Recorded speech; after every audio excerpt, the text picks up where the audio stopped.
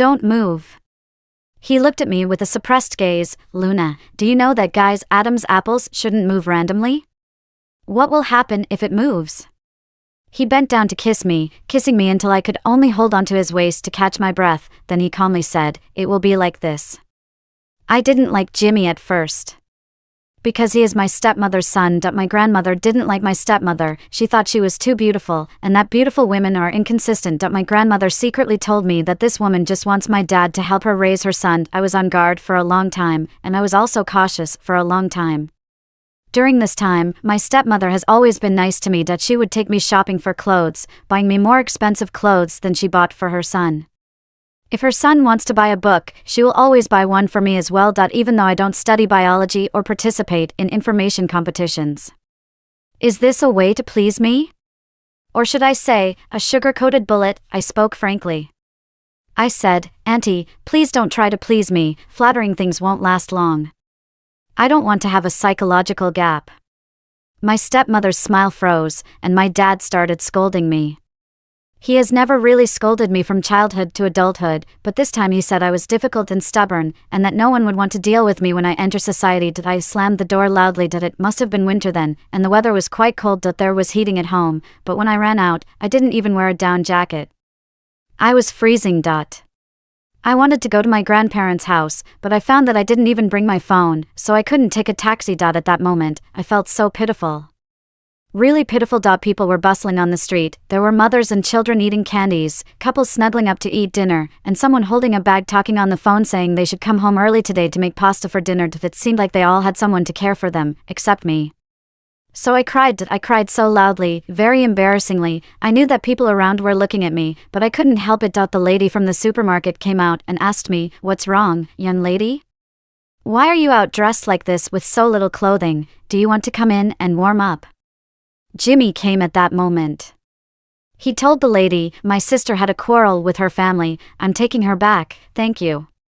He was handsome, had the air of a good student, and the lady believed him right away. She even persuaded me, "Hey, young lady, this is not a big deal. Go back with your brother quickly. It's very cold outside. Don't freeze yourself."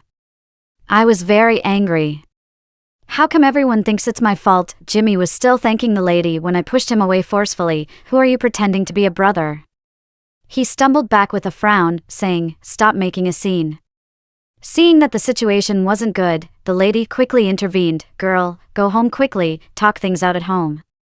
It's so cold outside, look, your face is all pale." It seemed like only then did Jimmy notice. He took off his down jacket and stuffed it towards me without saying a word. I didn't refuse. 1, it was really cold, and 2, this jacket was bought by my dad for him. Why couldn't I wear it? I was going to wear it, and it would be even better if Jimmy got a cold and a fever, impacting his exam performance. Thinking about this, I stopped causing trouble, put on the down jacket, and even put on the hat, just revealing my eyes. I am already considered tall among the girls, but Jimmy is still half a head taller than me. His down jacket is loose on me when I wear it. I deliberately followed him slowly, getting closer to the entrance of the residential area. Suddenly, the pocket of the down jacket shook. I took out my phone. He reached out, but I didn't give it to him. Right in front of him, I answered a call from a girl named Lily. "Jimmy, are you free next weekend? It's my birthday, will you come?" The girl's voice was quite sweet. I spoke in a tone even sweeter than hers. "Oh, sorry, next weekend is my birthday too, so he can't make it." Jimmy frowned again, reaching out to grab the phone from me. I dodged his hand, continuing to chat with the girl on the phone. "What? Who am I to you? Who else can get his phone?" "Luna, stop this nonsense." Jimmy was very annoyed, grabbing my wrist and snatching the phone away. In that moment when he snatched it away, I hung up the phone. He held the phone, typing quickly with his fingers, probably explaining things to the person on the other end.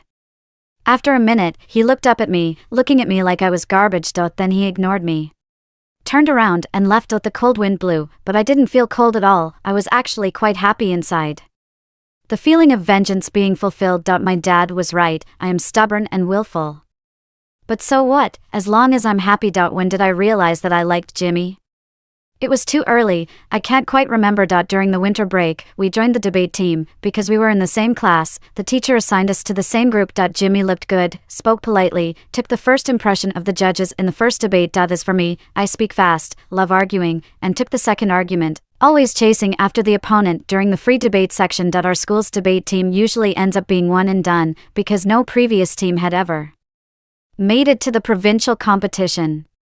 But this time, our group won every match. Jimmy won the best debater prize, and I won the best speaker. The teacher called a photographer to take a picture of our team. I held up the trophy and smiled proudly. Later, I asked the teacher for a copy of the photo, in which I was grinning from ear to ear, with Jimmy standing next to me, lips slightly curved, looking very elegant. I was wearing a shirt and a skirt. He was wearing a shirt and trousers, in black and white tones. It was the closest we got to dressing like a couple. After that, we never took such a photo again. But that's a story for another time. At the celebration banquet, the teacher said, "Oh Luna, with that small mouth of yours, how can you be so sharp? Here, let me toast you." Feeling pleased. As soon as I clinked glasses with the teacher, she raised her glass to Jimmy. Then she added, "But Luna, next time you have to learn from Jimmy. No matter how strong your content is, your expression should be in place, friendly, otherwise the judges won't like it." I said, "Yes, teacher, I really need to learn from Jimmy, in all aspects, comprehensively." I am actually being sarcastic because my dad often praises Jimmy at home. Of course, the teacher can't hear it, but Jimmy can. He glanced at me, expressionless as always, ignoring me as usual. I felt bored for some reason. Even until the celebration banquet ended and we moved to the KTV, I was not in the mood. The teacher nudged me several times, asking why Luna seemed to have used up all her energy on the field and stopped talking. I just smiled, grabbed the microphone, and sang a song called "Loyalty to the Country." Everyone cheered, probably not used to seeing a girl sing the song.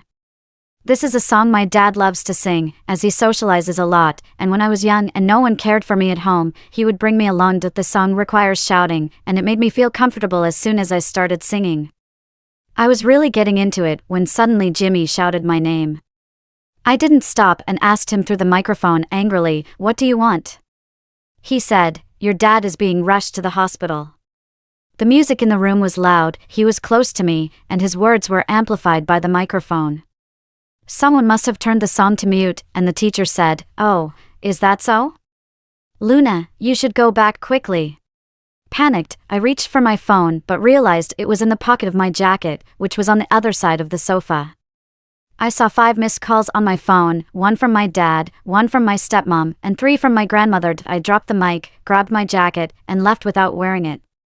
I ran blindly while making a call. I bumped into someone, not knowing who.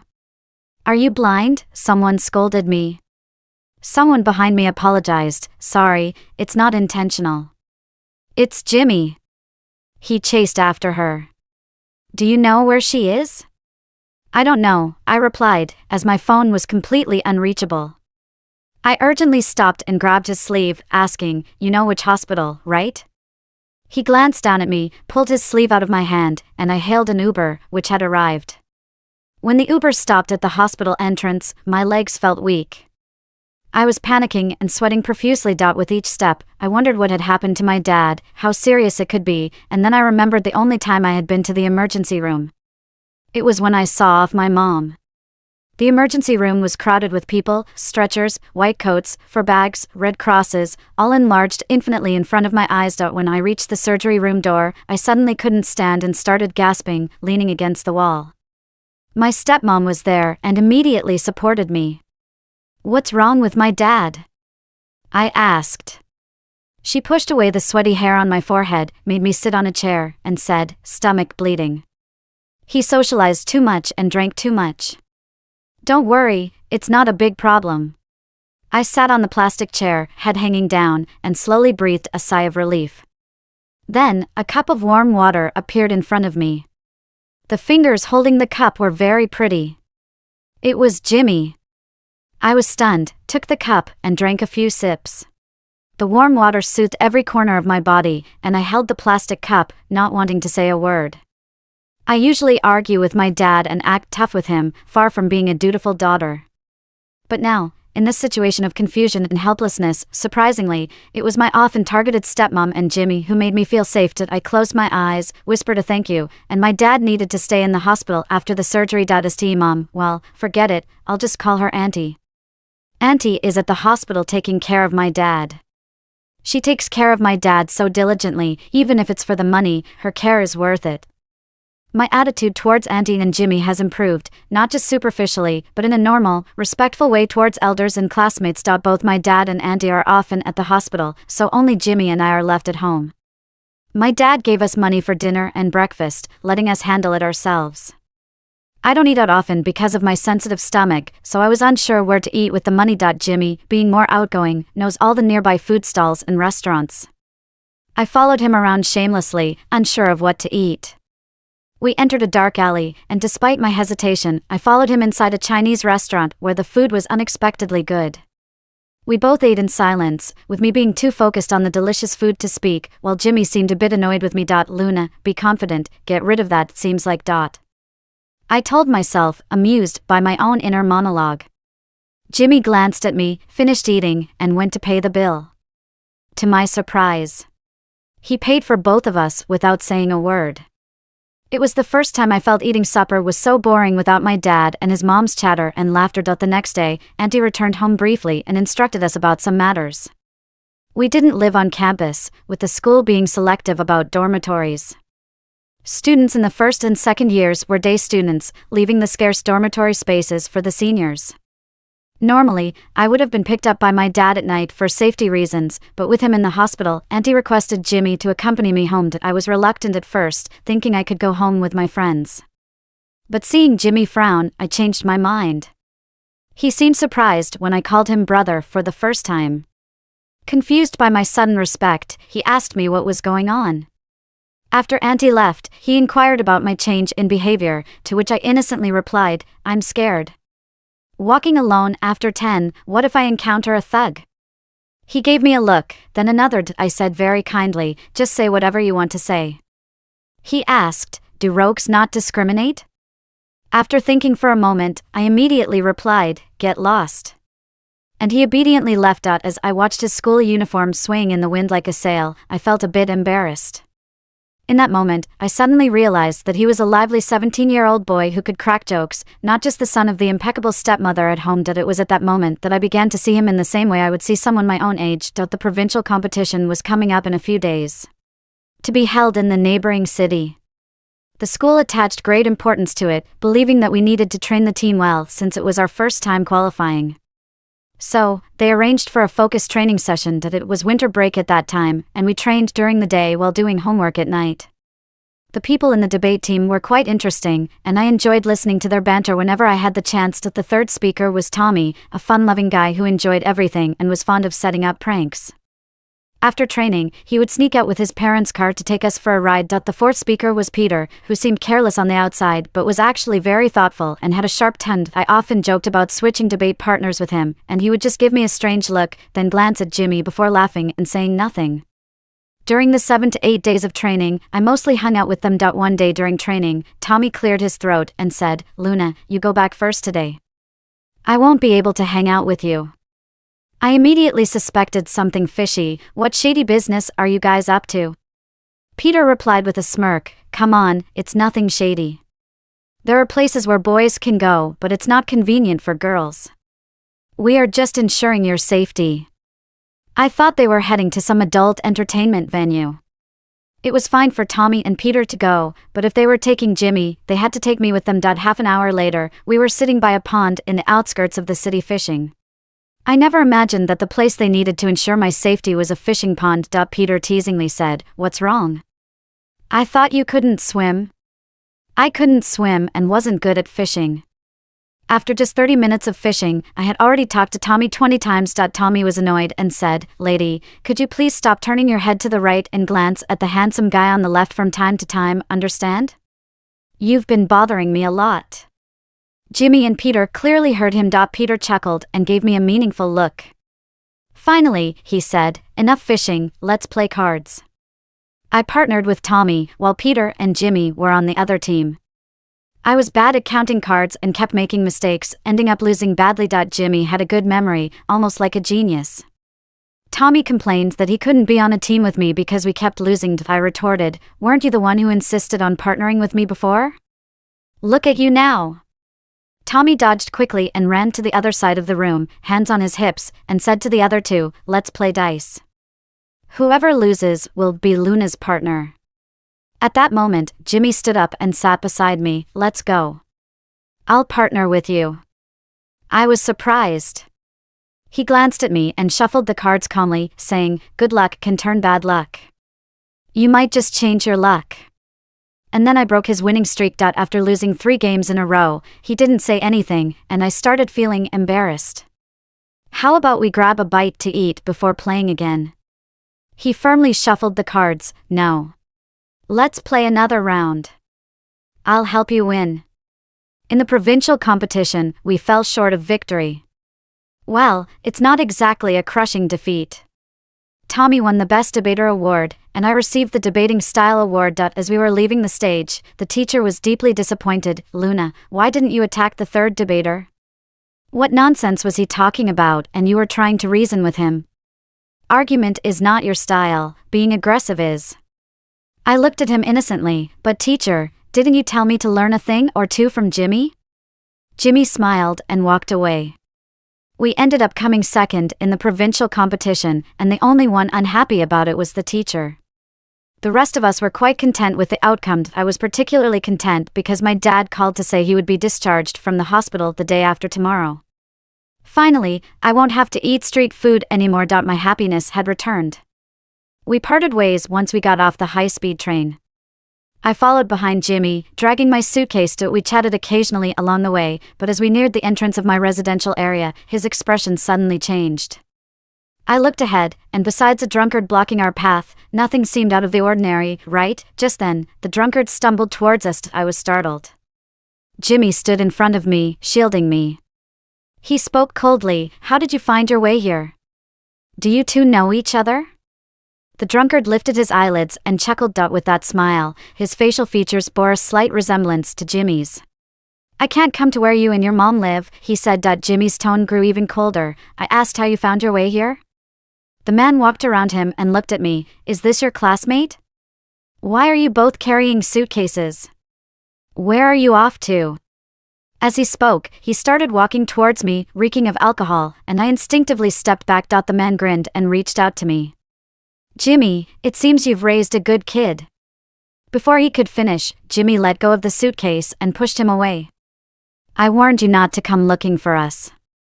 The man retreated, and Jimmy grabbed his collar, repeating, how many times do I have to tell you not to come looking for us? I stood there, bewildered. The man glanced at me, said something, and Jimmy shoved him against a lamppost. If he had really pushed him down, it wouldn't have been a mere scuffle. At that moment, a security guard who had been watching approached, his baton drawn from his waist. What are you two doing? Jimmy remained silent. I quickly spoke up. It's okay, uncle, they know each other. Acquaintances. I guessed that the man was Jimmy's father. Jimmy glanced at me. His eyes looked shattered, indistinct under the lamplight. Just as he turned towards me, the man suddenly rose from the lamppost, grabbed a glass bottle and smashed it towards Jimmy. I didn't have time to react and instinctively pushed Jimmy aside. He stumbled as I pushed him. The bottle then landed heavily on my shoulder. Ouch. That really hurts. Could I have a fracture? The security immediately apprehended him. And another guard came out from the duty room, ready to call 911. Jimmy asked anxiously, are you okay? I paused for a moment and calmly replied, I'm fine. I'm actually not fine. Jimmy looked at me for a while, trying to assess if I was telling the truth. The streetlight cast shadows, illuminating his profile. His deep eyes, long eyelashes, straight nose, and pursed lips. It was like a finely detailed painting, each stroke perfect. I was stunned, completely forgetting the sharp pain in my shoulder. Jimmy furrowed his brow deeply, suddenly pulled out his phone, switched to the call interface, and dialed the numbers. 911. I instinctively grabbed his hand, our fingers touching, and then quickly let go. I rubbed my index finger against my thumb, but the sensation of that touch a while ago lingered. His fingers paused, and he looked up at me. I cleared my throat, preparing to speak. Although I used to always go against Jimmy, I had to admit that he was a person with a strong sense of morality. I knew that no matter who the bottle had hit just now, if someone had really been hurt, he would definitely call the police. But did he want to take his dad to the police station? He seemed tough, but did he really not feel weary and disappointed inside? I looked at him and said softly, I'm really okay, and if we call the police, we'll have to call a guardian, right? I guess he probably doesn't want his mom to know about this. Otherwise, he wouldn't have been so angry asking you repeatedly how you found your way here. He was silent for a moment.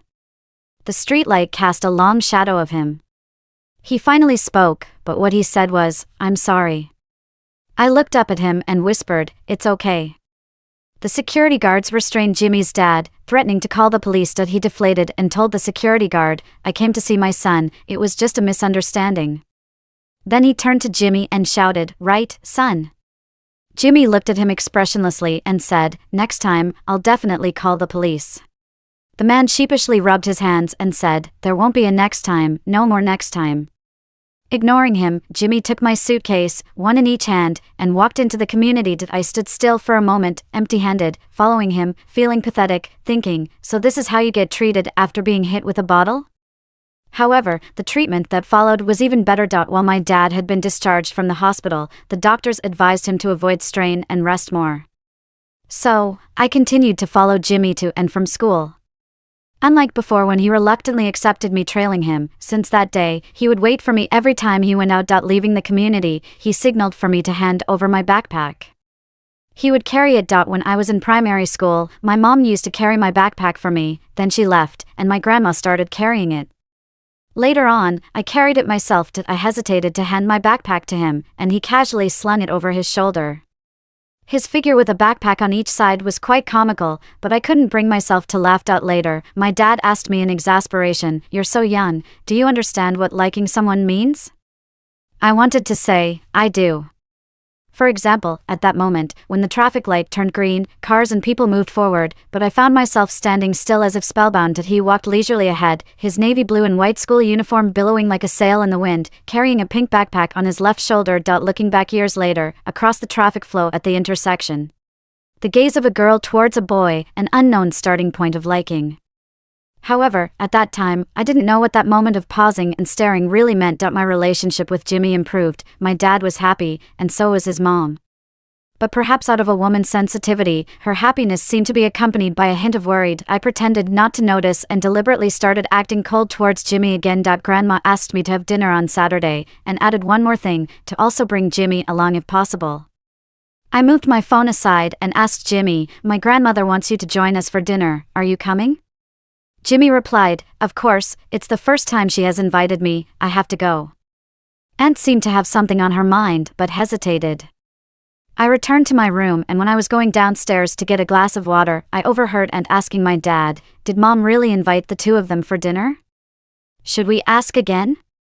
My dad, watching the morning news, replied, "What's there to ask? Luna wouldn't lie to us, would she?" Aunt's voice lowered, "It's not that, it's just that Mom has never invited Jimmy before, I find it strange." My dad, sipping tea, chuckled, "She's doing it for Luna's sake."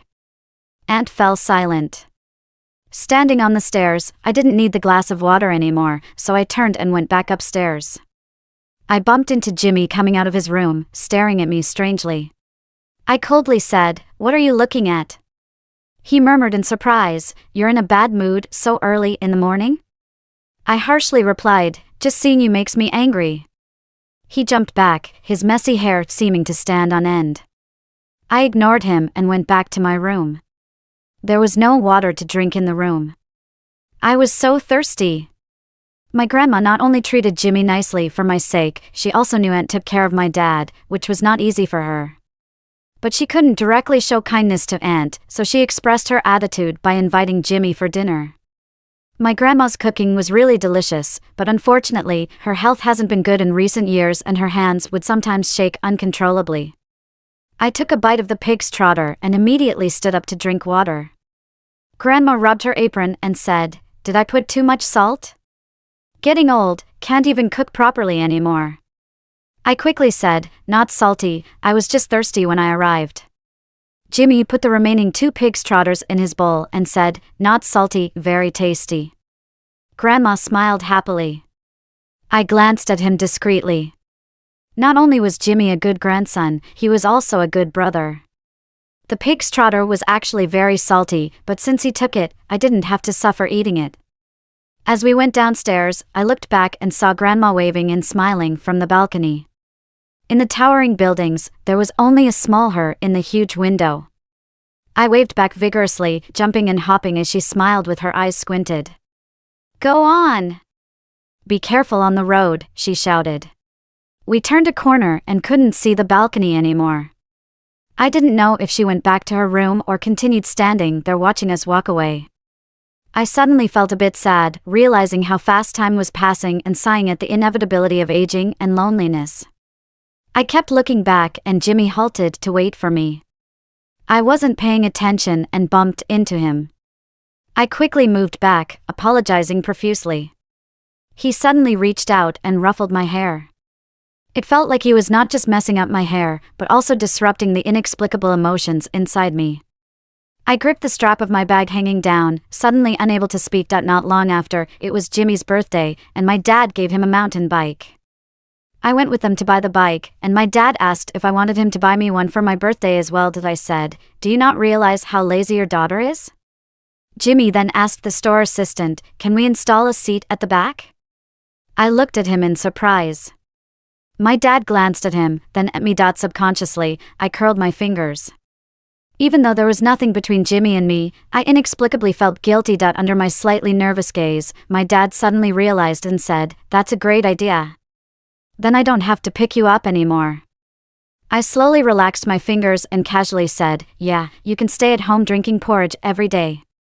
After paying, we walked to the parking lot. I jokingly said, "Aren't you afraid of me and Jimmy falling in love early?" My dad found this statement particularly funny. His laughter startling the motion sensor lights in the parking lot. "You two are siblings," he said, looking at Jimmy, who just nodded. In the dim light, I looked up at him but couldn't see his expression. "We are siblings, Jimmy. But can we only be siblings?" Jimmy started giving me a ride to school. There was no idle drama scene with a girl holding onto a boy's waist as the wind blew her white skirt. First, I couldn't hold on to Jimmy, and second, I was in my school uniform. Also, to avoid suspicion, I would jump off the bike and separate from him a distance away from the school. The first time I did this, Jimmy asked, "Aren't you tired?" I stubbornly replied, "Not tired." He shook his head and pedaled ahead. I watched his school uniform billowing in the wind for a long time without moving. If you have no guilt, of course, you can be carefree. But with guilt in my heart, what do you know? During the autumn sports meeting, I reluctantly signed up for the 3,000-meter race stop because there were few girls in the class. The sports committee forced each person to sign up for an event. When I returned from the office after submitting homework, there was only the 3,000-meter race left to sign up for. I asked the sports committee, "Do you want me to collapse on the track?" The sports committee, a tall and sturdy man, nearly cried. He stood before me cautiously and said, "Luna, I'm really sorry. How about I buy you a bottle of water next semester?" Suddenly I couldn't be harsh anymore. I ran the 3,000 meters, basically aiming to collapse. But after actually running, being last wasn't satisfying. After all, with so many people cheering your name from the stands, and the boy you had a crush on doing high jump in the same area, I put in extra effort and surpassed 3 people. The sports committee and the girls went crazy and started shouting my name.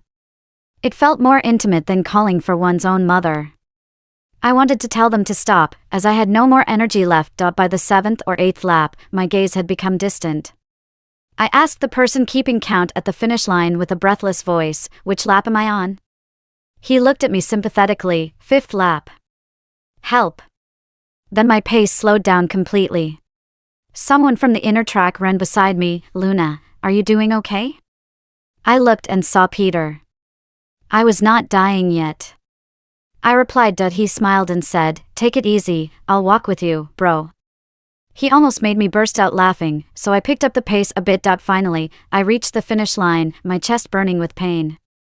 I collapsed on the ground, ignoring any calls for help. Peter tried to lift me, but I slapped his hand away. After looking at me for a while with deep eyes, he turned around and left. 2 minutes later, he came back with Jimmy. Jimmy seemed surprised to learn that I was running the 3,000 meters. He crouched down and said, "Are you okay? Should I take you to the medical room?" Peter joked, "Yeah, let Jimmy carry you to the medical room." I kicked him. Jimmy also heard the comment and gave Peter a strange look. Then he reached out to me, asking, "Shall we go?" Peter looked at me with a smile that seemed like he could devour me. Thankfully, the sports committee rushed down from the stands, ignoring the interaction between Peter and Jimmy, as well as my protests, and picked me up. I brought you some water, remember to drink more later. I was almost dragged away by him with his arm wrapped around me. It's actually better this way, as I don't have to pay attention to Peter's underlying words and Jimmy's hand hanging in the air. The changing of the guard in our student union is coming soon. The candidates for the student union president are chosen by the teachers, one from the liberal arts and one from the sciences, which are me and Jimmy. To be honest, I seem to have a different way of liking someone compared to many other girls. Regardless of whether we end up together or not, I hope the me in his memory shines brightly and brilliantly. Even if it means taking away his glory and achievements, as long as he remembers me, that would be enough. So, when the Ministerial Council's voting results hadn't been announced, I was quite nervous. I really wanted to win. It was almost obsessive.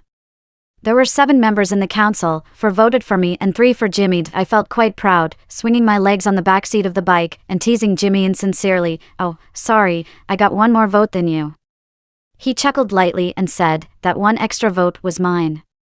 I was so shocked that I grabbed his shirt directly. "What did you say?" He hit the brakes, turned to look at me, and smiled. "You really want to be the president, don't you?" "But I also wanted it for your sake." It was a Friday that day, with the sun about to set but not quite there yet, casting a faint red glow on his profile. Cars were whizzing by, and there was the scent of fried chicken and ice cream in the air. Suddenly, I didn't know what to say, my face feeling very hot under the sun. "Thank you," I said. "No problem." He continued riding the bike, the school uniform billowing like a sail in the wind. In the sunlight, his head looked fluffy. It seemed like it would feel nice to touch. I hesitantly reached out a finger and lightly touched his hair, then quickly pulled back. I looked around as if I were a thief and happened to be caught by a little girl eating an ice cream cone.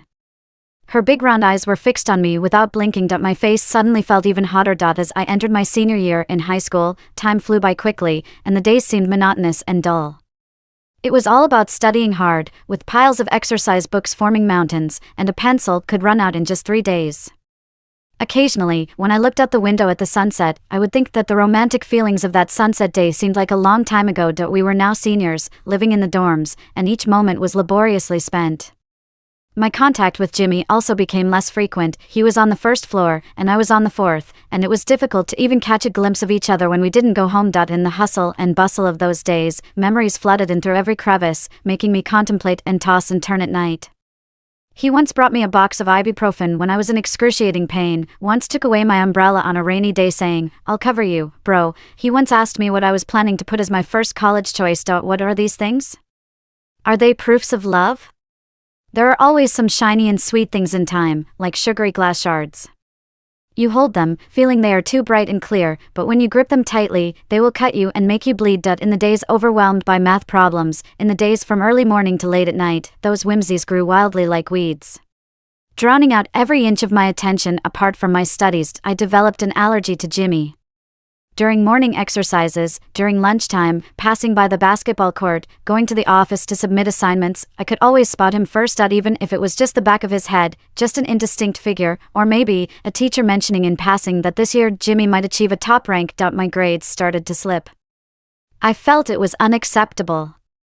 I wrote something to myself. I wrote, "Luna, you are turning 18 this year. 3 months later you will sit for the college entrance exam, about to step into freedom. After entering college, you can do whatever you want, pursue whatever you desire, but not now. Neither Jimmy nor love itself should be your stumbling block." I finished writing, feeling relieved. I bought a notebook with a lock, then bought a small locked box, put the letter in the notebook, placed the notebook in the box, and set the box on the top shelf of the bookcase to gather dust. Solemnly laid to rest the untimely infatuation. The results of the information lead came out. Jimmy lived up to expectations and achieved top rank. With Jimmy's level, he could easily choose any major at Harvard. My dad insisted on taking us out for a meal, dragging me out of the sea of questions. By the time I finished packing my bag and went to the door, Jimmy was already there. As soon as he saw me, he smiled. "It's only been 2 weeks, why do you look so exhausted?" I was actually quite happy to see him, but teasingly replied, "Can't compare with the Harvard study geek, I can only try my best to barely get into a decent domestic university." If you barely get into a decent domestic university, then our grades humanities average will be a second-tier one, he said. He grabbed my bag for me and got into the back seat. I dozed off in the passenger seat, and when I woke up, the car was already parked outside the restaurant. It was a Sichuan restaurant that I liked. My dad said, "So you'll definitely go to Harvard, right?" Jimmy replied, "If I get in, definitely." My dad then asked me, "What about Luna?" I sarcastically said, "I'll go to Harbin Buddha Institute." Jimmy chuckled at my response. Auntie said, "Don't ask too much, the child knows in her heart." "Isn't that right, Luna?"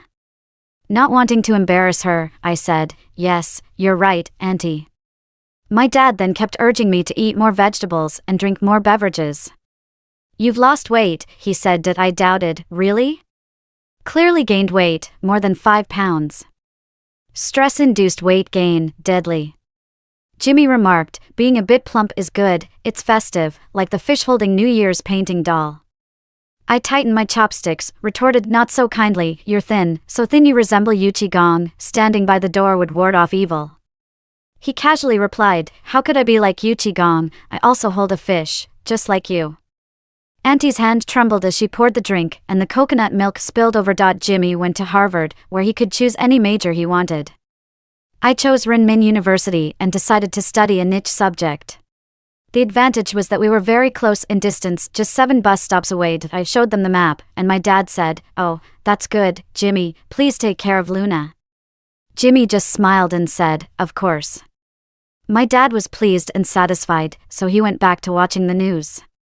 Auntie took Jimmy to the room and said something to him, but I didn't know what. Anyway, in the first 3 or 4 months after school started, despite the short distance of 7 bus stops, we only met once. And it was a chance encounter. Peter was quite impressive. He got into Harvard through self-recommendation. Not long after finishing military training, he asked me and Tommy to visit Harvard. In our group of 4, messages kept popping up until the time and location were confirmed, but Jimmy never said a word. I didn't know what was going on with him, so I sent him a private message on WeChat. He took half a day to reply, saying, "I'm fine, don't overthink it. Just don't." I lost the reason to care about him and the excuse to reach out to him again. Several times, I opened our chat window, typed something out, and then deleted it word by word. Eventually, I compulsively clicked on his profile picture, only to browse through his few moments and our scarce chat history. I dissected those simple phrases like doing a Chinese language comprehension exercise, repeatedly trying to find hints that resonated with my feelings. But there weren't any. Every sentence was ordinary, just the type of conversation that normally happens between classmates. The proofs of his liking me that existed in my memory suddenly became elusive. Does he love me? Does he not love me? It's as if I am standing on a debating platform with both sides being myself. However, a sentence suddenly popped into my mind: "He has never said he likes you, it's all just your imagination." The debate that had been ongoing immediately ceased. I sat there blankly, thinking, yes, he has never said it. But why did I immerse myself in my own imagination and couldn't come out? I felt like I was back in some nights during my senior year, anxious over declining grades, now losing sleep over an unrequited crush that could break at any moment. I couldn't sleep for many days. On the day we were supposed to meet, I looked in the mirror. The reflection showed dark circles under my eyes, pale skin, and a weary and feeble appearance. I suddenly got angry at Jimmy, and angry at myself. Luna, are you sick? He's cold to you, yet you still go looking for him, losing sleep over him? Are you so pathetic? Pathetic! I angrily pointed at the person in the mirror. There are plenty of fish in the sea, why fixate on an unattainable love? After cursing, I felt relieved that the person in the mirror still had pale cheeks, but there was a different spark in her eyes, at least not as despairing as before. I quickly freshened up, blew my hair into a fluffy curl, and asked the girl from the next room who was good at makeup to help me with my look. Afterward, she looked at my wardrobe and said, "Luna, why don't you even have a dress?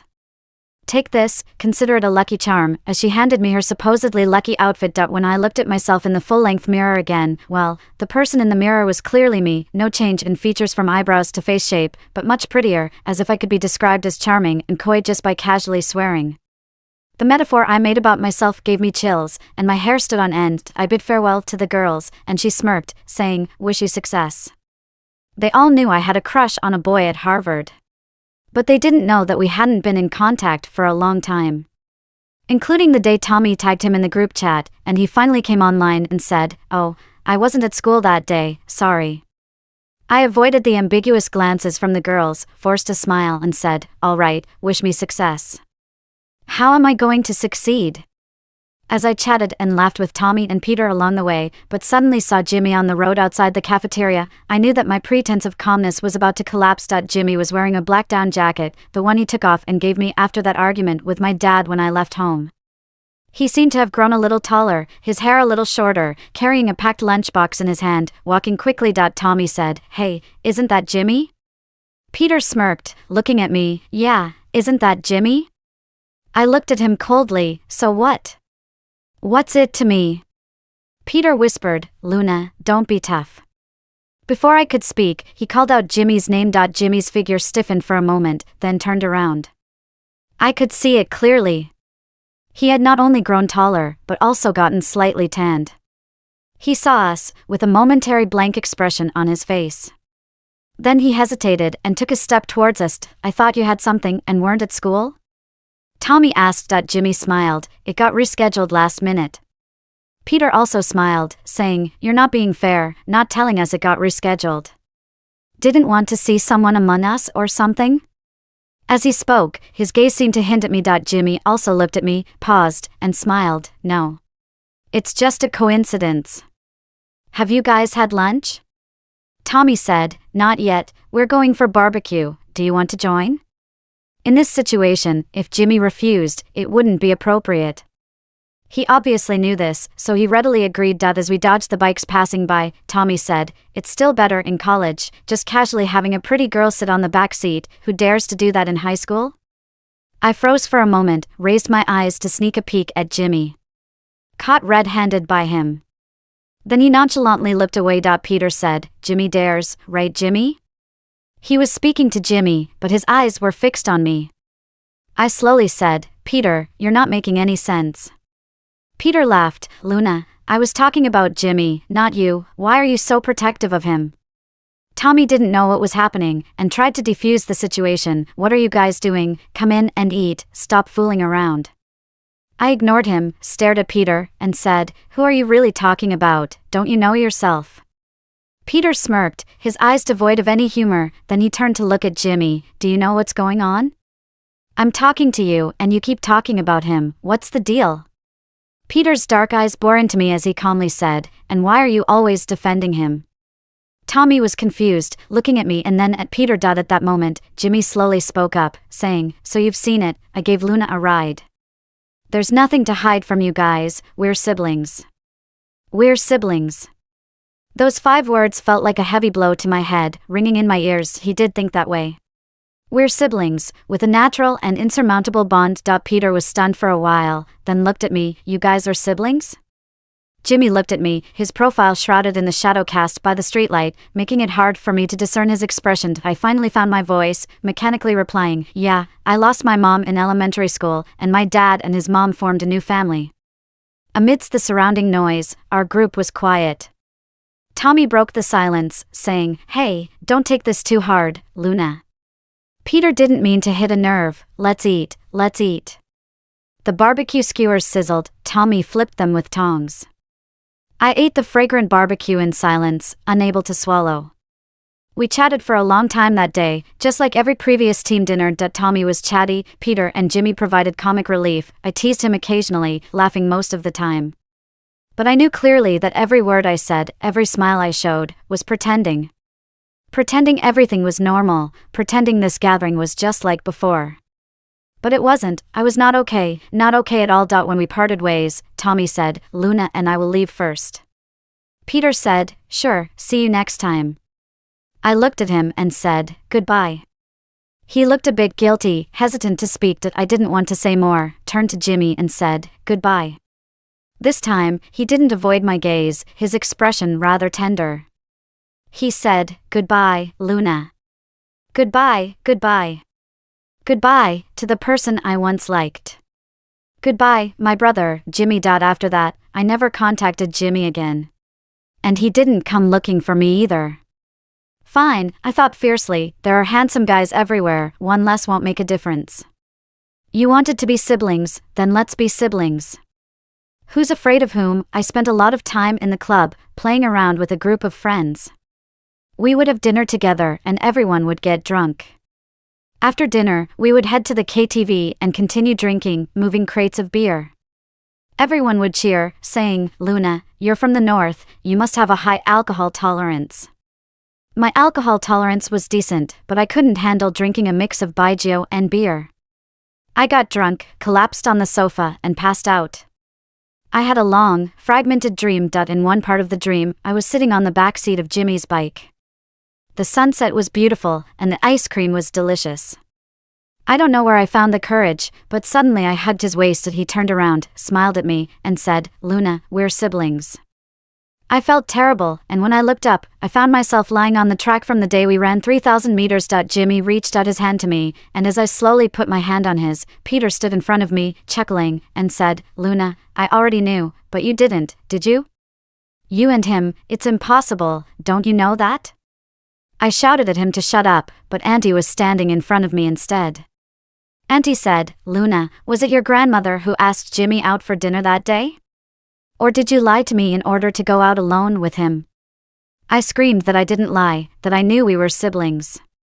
And I had been very restrained, so why were they still forcing me like this?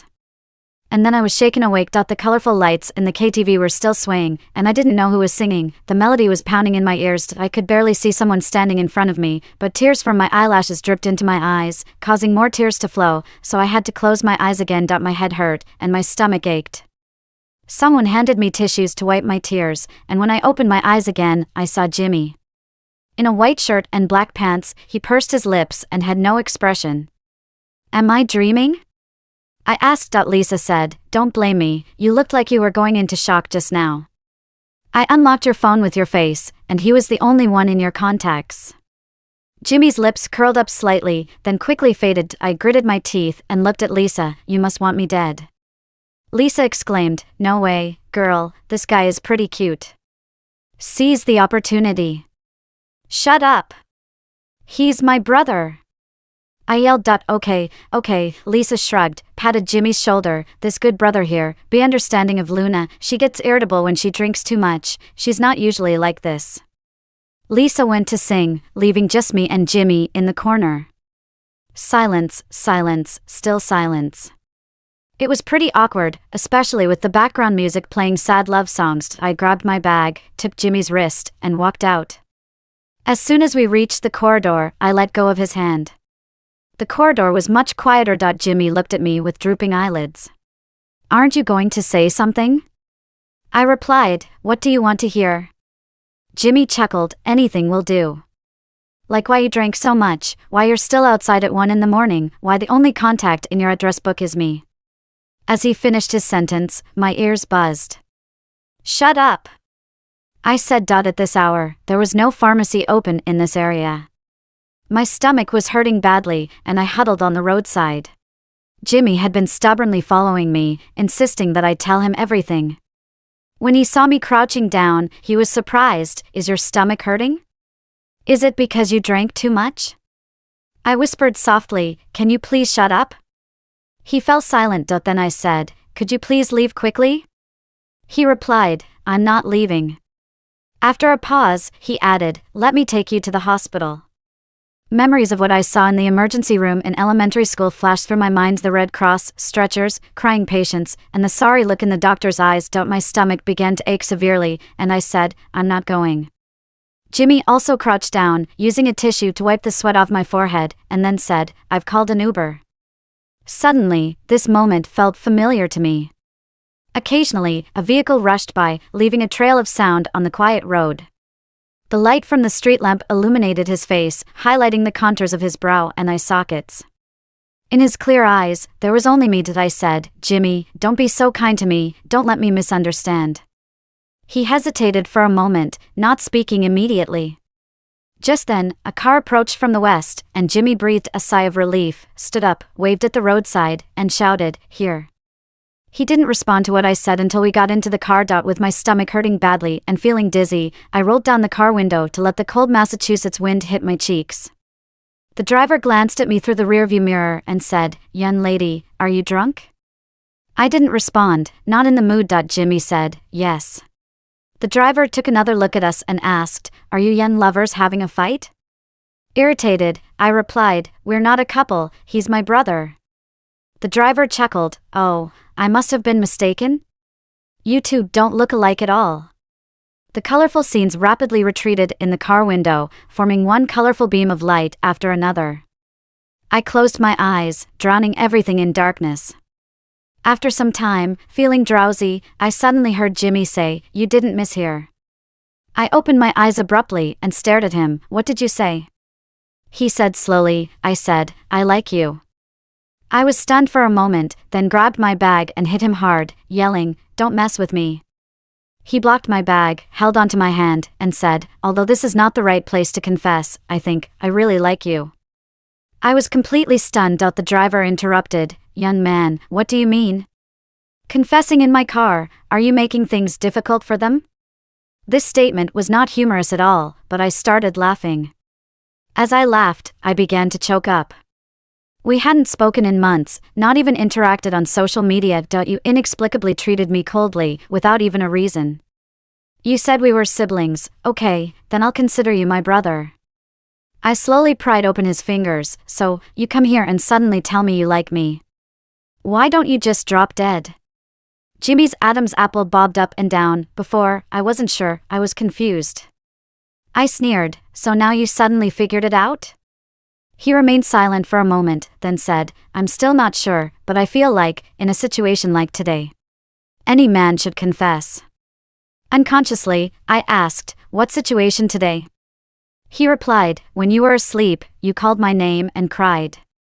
The driver let out a chuckle and clicked his tongue twice. I felt like I was suffocating. Damn it, Lisa. Jimmy looked at me, his white down jacket reflecting a faint light, like a white sail in a dark sea. He seemed patient, as if waiting for my answer. If you say you like me, do I have to agree? He asked. I looked at him coldly. Ever since the day you said we were like siblings, it was impossible between us.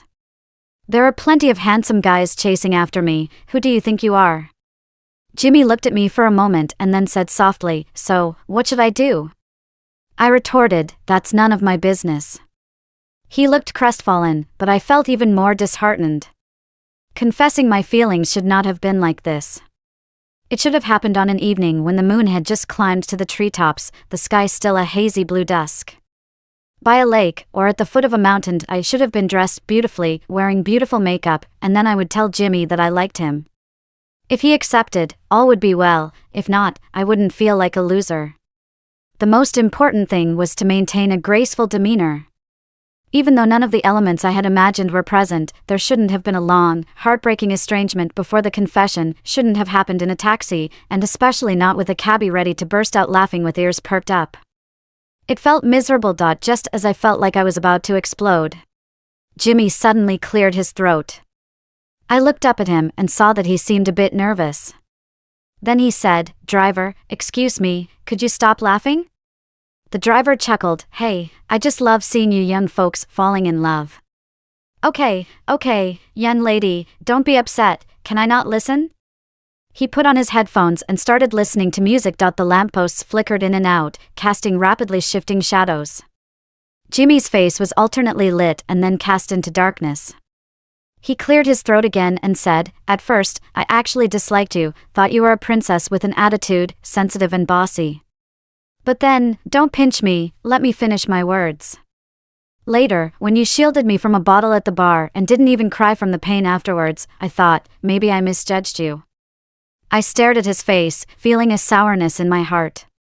He didn't notice my gaze and continued, after that, I started to find you quite cute, and you're actually pretty smart and good-looking. I kind of started liking you. Hey, stop, even when I praise you, you still pinch me. Do not move, okay? He tightly held my hand, our palms pressed together, as if feathers were tickling my heart. Suddenly, I felt too afraid to move. He said, but we are like siblings, and I always felt I shouldn't like you. So when I realized I liked you, my first reaction was no, it's not right, I can't feel this way. It would hurt you, I'm sorry. Siblings, we're just siblings. His words overlapped with my dreams, plunging my heart to the bottom of a ravine. I pried open his fingers, coldly asking him, "Are you talking in your sleep now?" His hand reached over, intertwining our fingers. Light from passing lampposts occasionally illuminated his features, the boy I once liked, stubbornly holding onto my hand, ears turning red, but trying to appear calm. He said softly, "Now I feel like saying, to hell with being siblings. If I like you, then I'll admit it." I couldn't help but laugh, and as I did, my eyes welled up with tears again. Jimmy reached over to wipe the corner of my eye, gently saying, "I'm truly sorry, I didn't mean to make you unhappy. Seeing you upset makes me feel miserable too." I moved away from his hand, but my tears plopped onto the back of his hand. His hand paused in midair, deflated, and after a while, he said, "Or you could hit me, curse at me a bit, just stop crying." I actually punched him a few times, and as he jokingly said he would have to go to the hospital, he laughed and put his arm around my shoulder. The night was enchanting, as if time and space had frozen in that moment. The person I liked held me with care, treasuring me. Thump thump thump, thump thump thump, whose heartbeat was racing so fast, who gently placed a kiss on my forehead. And who whispered softly in my ear, "Luna, let's be together. We are together now." When we have no classes, he takes a 7-stop bus ride to come and have dinner with me. The winter in Massachusetts is beautiful, with a deep blue sky without a single cloud. I sit on the back of his bike, finally able to openly hug his waist. I gently rest my head on his back, the breeze brushing against my cheeks. And sometimes I wonder if I am dreaming. Jimmy just smiles and asks, "Have you wanted to do this for a long time?" I reply, "Haven't you?" He jokingly says, "I am a serious guy." I playfully pinch his waist. He quickly changes the subject, saying, "But, if you're willing to call me brother, I wouldn't mind." I coquettishly say, "Brother, I want a kiss." He chuckles, then suddenly breaks. The moon has just climbed up the treetops, and the sky is still a hazy blue. The bike stops right at the foot of the mountain. He grabs my hand and starts walking forward. I ask, "But we haven't arrived yet, right?" Without looking back, he says, "But brother wants to kiss you. My dad knows I have a boyfriend now. His mom knows he has a girlfriend. They both agreed, during the winter break, come home and have a meal together. If they knew that the 4 people were actually just 2, they would probably kick us out. So, we agreed to keep it a secret for now. During the winter break at home, we were extremely polite. My dad asked me quietly if there were any conflicts between me and Jimmy. I looked puzzled. Then he chuckled and said, "As long as everything is fine, it's all good." After talking, he added, "If he did something wrong, tell me and your aunt, don't keep it to yourself. Given a little since you're siblings, it will pass." As soon as I heard the word siblings, I would remember when Jimmy said, "Screw this sister." I spoke firmly, "Are we siblings? Do we have a blood relationship?" My dad became more certain that Jimmy and I were having issues. He comforted me, saying, Okay, no blood relationship, not considered siblings. Don't get angry, it's only been a few days since you came back, don't scold me." I stared at him and said, "Not considered siblings, you said it yourself." He replied, Yeah, not considered siblings. "We're doing a big cleanup tonight, don't forget." I pretended to forget. Jean called me out to go shopping, and I naturally took the opportunity to slip away. But if I knew that slacking off would bring such serious consequences, I definitely wouldn't have done it. My dad called me back, his voice heavy, saying only a few words before hanging up. I messaged Jimmy, but he didn't reply. I had a bad feeling, so I called my grandma and asked her to call my dad at 9 o'clock, reminding him that we have dinner together tomorrow. Grandma laughed on the phone. "Did you make your dad angry again by messing up?" I pretended to be ignorant and chuckled.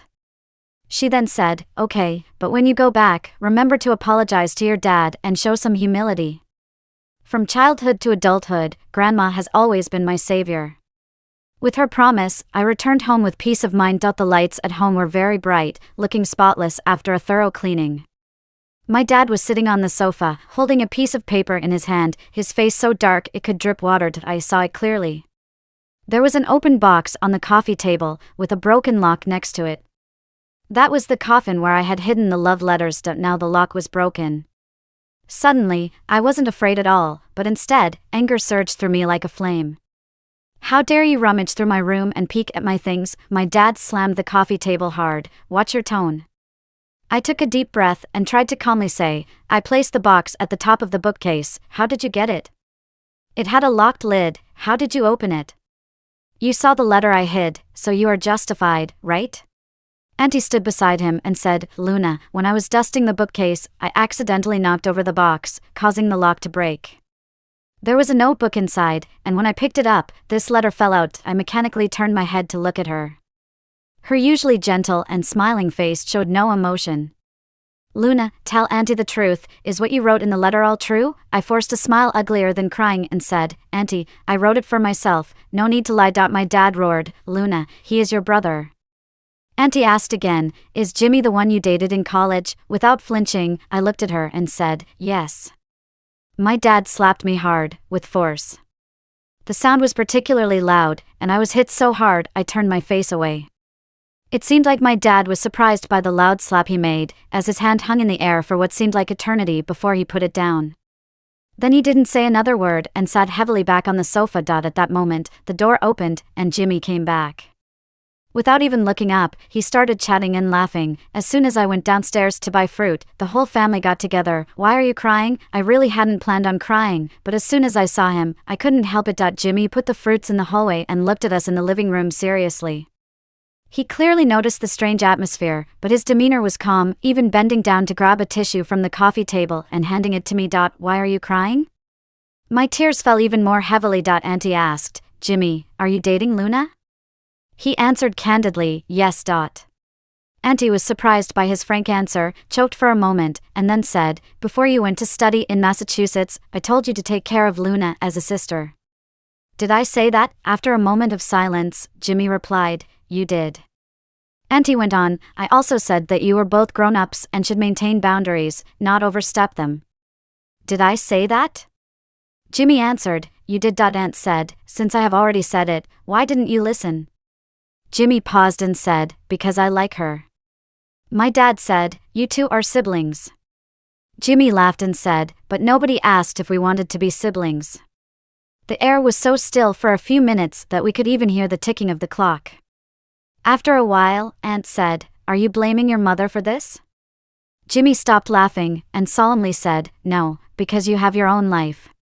But I don't want you to be angry about this, because I also have my own life.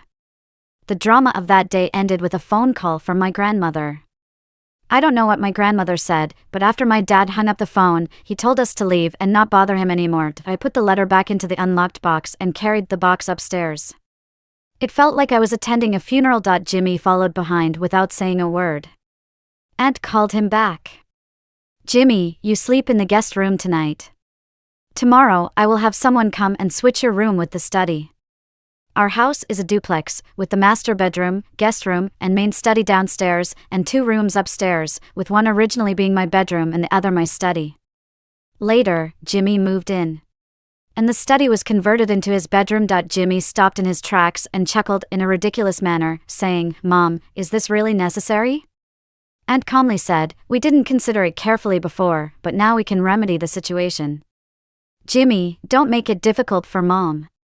Jimmy clearly wanted to say something more, but when Aunt uttered the last few words, he clenched his fingers. After a while, he said, okay. I couldn't bear it anymore, holding the box and trudging up the stairs. There were footsteps outside the door, pausing at my door, and then leaving. I stood behind the door, clutching the letter, tears falling from my eyes. The tears dripped onto the letter, causing a tiny blot of ink to spread. Naively, I used to think that what stood between us was senior year, was the college entrance exam. I regarded him as my belief, overcoming various obstacles to become the victor of the exam. But as I crossed the bridge, I realized that the college entrance exam was just a trivial obstacle between us. I hugged my knees, finally crying in pain. The next morning, when I went downstairs to drink soy milk, my eyes were swollen, my double eyelids turned into single eyelids.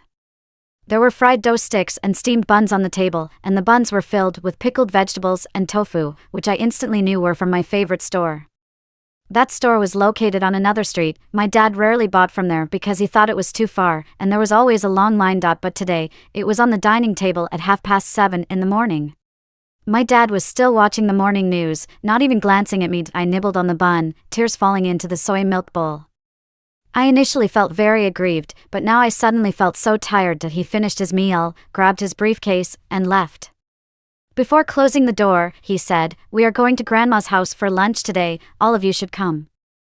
I looked up at him, he didn't look at me, and with a bang, he closed the door. Grandma made braised pork with vermicelli today, it smelled delicious. But the highlight was not the delicious food on the table, but what Grandma said, "Luna, come for a walk with me to aid digestion." Grandma lives in an old residential area, where all the neighbors are familiar to us. As we walked, we met many acquaintances. "Oh, isn't this Luna? Haven't seen you in a long time, you've grown into a young lady," they said. Grandma smiled and replied, "Yes, she has become a young lady." After the people left, I focused on stepping on footprints in the snow. Grandma asked me, "Are you dating Jimmy?" I had anticipated she would bring this up, so I replied listlessly, "Yes." Grandma chuckled and said, "Look at your eyes all swollen today, you are really hopeless." I self-deprecatingly said, "Well, I've been hopeless for more than a day or two." Grandma asked, "Do you know why your dad is so angry?" I said, "A man's heart is like the depths of the sea, how would I know?" Grandma poked my forehead with her finger and said, "You heartless child, your dad is just worried about you." She paused and continued, "He didn't want me to tell you this as he always feels you are still young.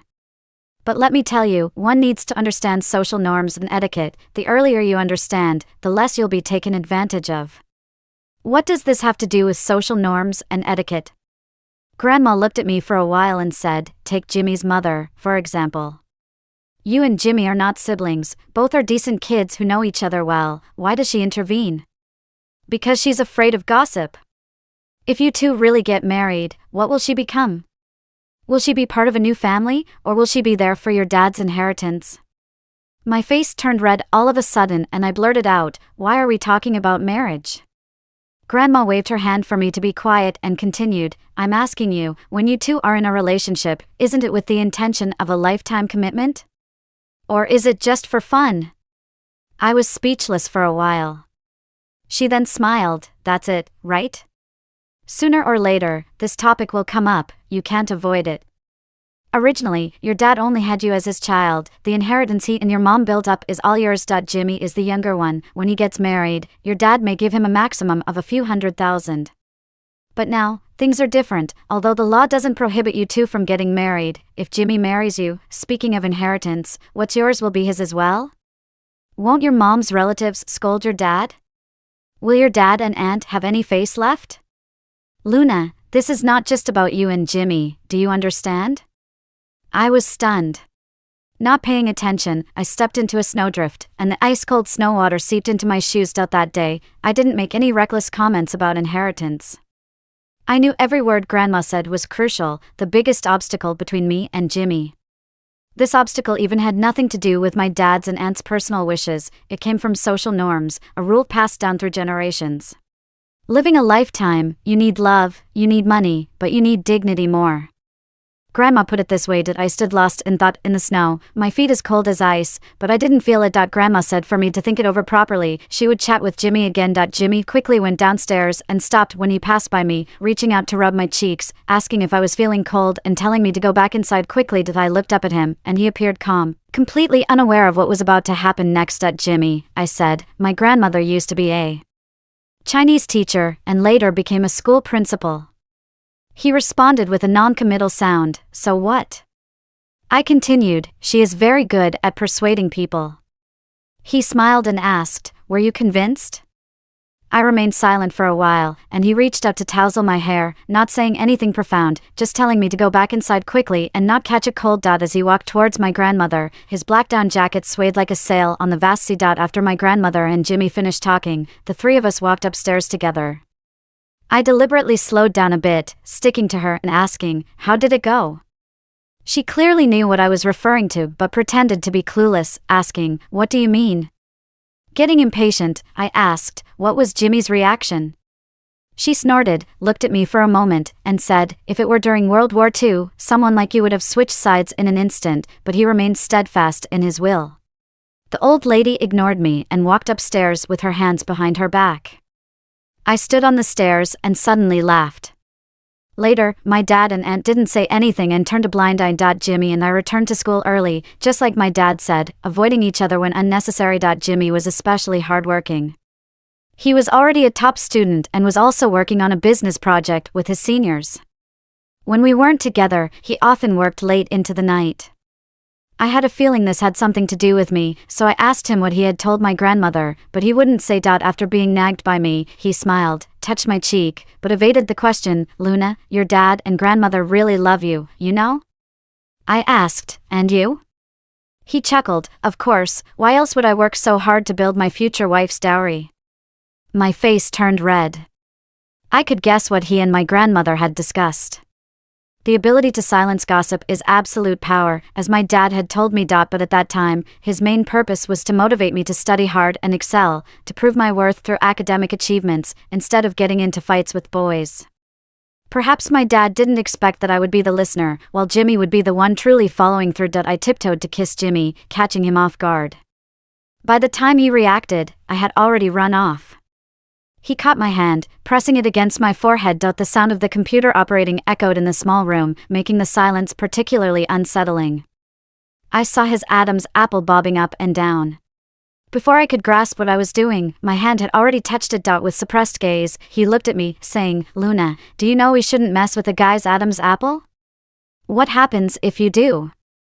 He leaned in to kiss me, and as I could only hold onto his waist to catch my breath, he calmly explained, it would end up like this. The light was just right at that moment, with a gentle spring breeze.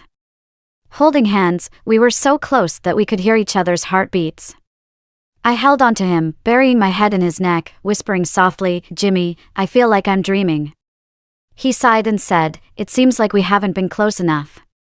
I picked up a cushion and threw it at him, but he caught it and set it aside. The sunlight was streaming in through the window, illuminating his features. And in his eyes, I could see the reflection of my blushing cheeks.